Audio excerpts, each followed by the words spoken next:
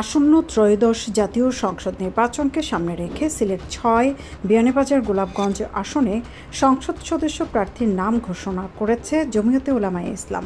রবিবার বিকেলে গোলাপগঞ্জ ও বিয়ানীবাজার উপজেলা জমিয়তের নির্বাচন সমন্বয় কমিটির যৌথ সভায় খেজুর গাছ প্রতীকে দলের একক প্রার্থী হিসেবে হাফিজ মাওলানা মোহাম্মদ ফখরুল ইসলামের নাম ঘোষণা করা হয়।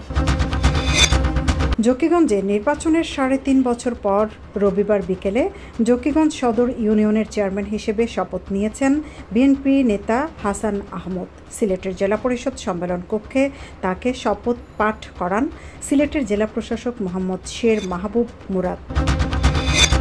কানাইঘাটে জোড়া হত্যাকাণ্ডের ঘটনায় দায়েরকৃত মামলায় ২ ভাইকে মৃত্যুদণ্ডের আদেশ দিয়েছেন আদালত।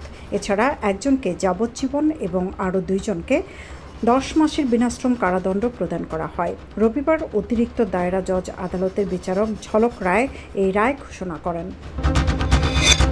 গোলাপগঞ্জ উপজেলার ভাদেশ্বর ইউনিয়নের দক্ষিণ ভাগ উত্তরপাড়া এলাকায় গাছের সাথে ঝুলন্ত অবস্থায় হীরা মিয়া নামের এক ৫০ বছর ব্যক্তির মরদেহ উদ্ধার করেছে পুলিশ।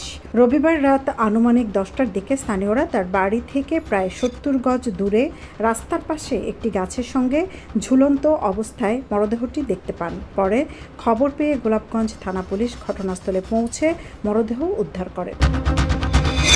সিলেটে সাংবাদিক সেজে প্রতারণার অভিযোগে একজনকে গ্রেপ্তার করা হয়েছে। তার নাম শহীদ আহমদ রিপন। তিনি জকিগঞ্জের পীরের চক আলমপুর গ্রামের মৃত আব্দুর রাজ্জাকের ছেলে।